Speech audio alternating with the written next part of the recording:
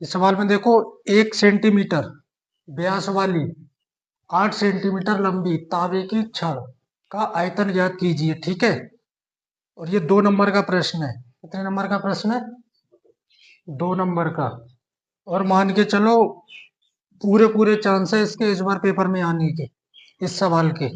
ठीक है, 2025 बोर्ड परीक्षा में इस सवाल के आने के पूरे पूरे चांस है। अब इसको ध्यान से समझो। इसमें कह रहे हैं 1 सेंटीमीटर व्यास वाली 8 सेंटीमीटर लंबी तांबे की एक छड़ है। इसको ऐसे मान लो, ये एक तांबे की छड़ है। कितनी लंबी है ये? 8 सेंटीमीटर। तो ये इसकी 8 सेंटीमीटर जो है यहाँ से यहाँ तक लंबाई हो गई। फिर कह रहे 1 सेंटीमीटर व्यास। अब व्यास क्या होता है? व्यास किसी गोल चीज का होता है। जैसे मान लो ये है गोल, तो इसी का व्यास हो सकता है। अब अगर तांबे की एक छड़ है तो छड़ कुछ इस तरह से रहेगी। तो ये जो नीचे का हिस्सा दिख रहा है ये गोल है ना, तो ये व्यास है। ठीक है, इधर से ये व्यास दोनों तरफ से। तो तांबे की छड़ कुछ इस तरह से होगी। यानी कहने का मतलब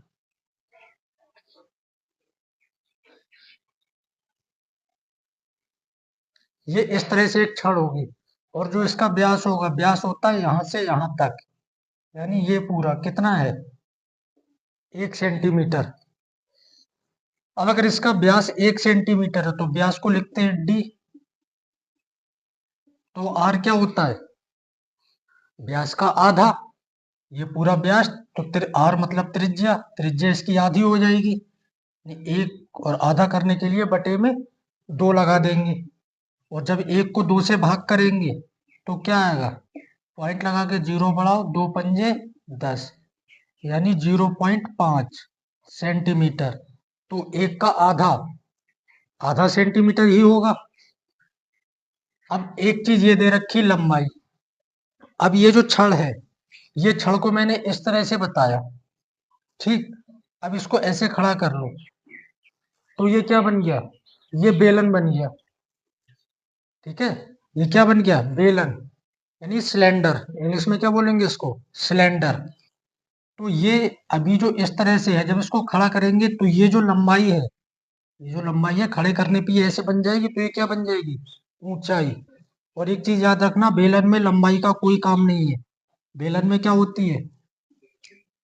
ऊंचाई। लंबाई का कोई महत्व नहीं है बेलन में। जो लंबाई अगर दी भी है, जैसे इसमें दी थी, अगर लंबाई सवाल में दी भी है तो उसको क्या करेंगे? एच मानेंगे। यानी वो लंबाई नहीं, ऊंचाई की बात है। पर वो कुछ बताते इस तरह से हैं कि बच्चा कंफ्यूज हो जाए। लंबाई से तुम इसको एल लिख लो, क्योंकि लंबाई से हम क्या करते हैं? एल लिखते हैं लंबाई को। तुम लंबाई को यहाँ एल लिख लोगे तो आर एल, इसमें कोई फॉर्मूला ही नहीं होता है। इसको लेके बैठे रहोगे सवाल को। तो ये ध्यान रखना कि जब भी व्यास की बात आए और लंबाई की बात आए तो ऐसी स्थिति में बेलन ही बनेगा। ठीक है, बाकी कुछ नहीं बन सकता। बाकी शंकु वगैरह जो डिजाइन होंगी उनके लिए अलग कंडीशन होती है। अब आ जाओ इधर। आर दे रखा है, एच दे रखा है। हमसे क्या पूछा गया था कि तांबे की जो छड़ है इसका आयतन, यानी ये जो दिख रहा है ना, ये तो बताया था अभी, बेलन है। तो ये जो पूरी गोल है, इसके अंदर तो कुछ नहीं है, ये इसके अंदर खाली है। तो इसके अंदर हम कुछ भर सकते हैं। तो इसके अंदर हम क्या भर सकते हैं? कोई भी चीज। मान लो मैं इसके अंदर पानी डालता हूँ, फिलहाल तो ये मार्कर है, इसके अंदर इंक पड़ती है। अब मैं ये कहूँ कि इस मार्कर में यहाँ से लेकर यहाँ तक कितनी इंक आएगी, तो इसमें उतनी ही इंक आएगी जितनी इसकी कैपेसिटी, यानी जितना इसका आयतन होगा। ठीक है, जितना इसका आयतन होगा। तो इसमें आयतन ही पूछा गया है। तो आयतन से मतलब इसमें क्या? इसका आयतन का फॉर्मूला लगाओ। किसका? बेलन का।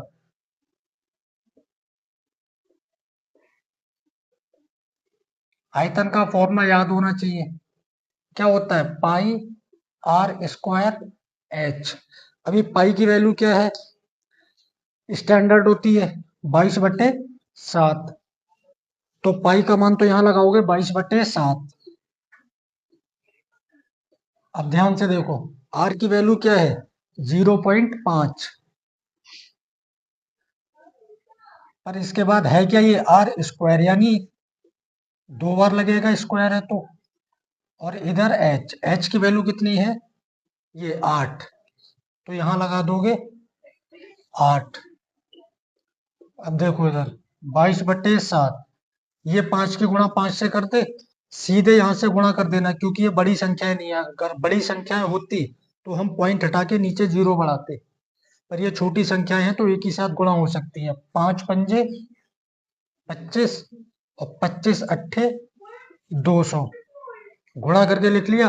अब रह गया पॉइंट का मतलब, तो पॉइंट यहाँ कितने नंबर के बाद है, इधर से नहीं गिनते, इधर से 1 नंबर के बाद, और यहाँ तो कितने नंबर के बाद हो गया, 2 नंबर के बाद, एक के बाद यहाँ और एक के बाद यहाँ। अगर यहाँ एक के बाद और यहाँ 2 के बाद होता तो कितने के बाद हो जाता, 3, टोटल कर लेते हैं। 2 नंबर के बाद तो 1 2, 2 नंबर के बाद यहाँ पॉइंट लग जाएगा। इस 8 की गुणा हम कर चुके हैं, ठीक है। अब देखो कितना बचा, 22/7 गुणा 2, पॉइंट के बाद 0 0 है तो इसकी कोई वैल्यू नहीं है, इसको छोड़ देंगे, इनकी गुणा कर देंगे। 22 दूनी 44/7, आगे लिखना सेंटीमीटर क्यूब। अब इच्छा है आंसर को यहाँ छोड़ना चाहो तो यहाँ भी छोड़ सकते हो, क्यों, क्योंकि ये 44 7 से कटेगा नहीं, इसको जब हम भाग करेंगे तो ये आंसर आएगा पॉइंट में। अगर यहाँ छोड़ना चाहो यहाँ छोड़ देना, और भाग करके पॉइंट में लिखना चाहो तो पॉइंट में लिख सकते हो। आंसर यहाँ करोगे, यहाँ तक छोड़ दोगे तभी भी पूरे नंबर मिलेंगे, और अगर आगे करके कर दोगे तो भी नंबर पूरे ही मिलने हैं। बात समझ आ गई, ऐसा नहीं है कि यहाँ छोड़ दोगे तो नंबर कट जाएगा, नंबर नहीं कटेगा। इस तरह के सवालों में आंसर यहाँ पे छोड़ा जा सकता है। 7 छंग 42, 4 में से 2 गया 2, पॉइंट लगाया 0, फिर 7 दूनी 14, 20 में 14 गया 6, फिर 0 बढ़ा सकते हैं, 60 हो गया, 7 अट्ठे 56, बचा 4, फिर 0 बढ़ाए, तो ये इस तरह से चलता रहेगा। तो इसको इतना लिख के छोड़ सकते हैं। ये सेंटीमीटर क्यूब क्यों लिखा, सेंटीमीटर तो यूनिट दे ही रखी है, व्यास भी सेंटीमीटर में और लंबाई भी सेंटीमीटर में, तो सेंटीमीटर तो आएगा ही। इसके बाद क्यूब इसलिए लगाया क्योंकि यहाँ आयतन निकाला था, अगर यही क्षेत्रफल होता तो यहाँ क्या लगाते, स्क्वायर। बात समझ आ गई, नोट करो इसको।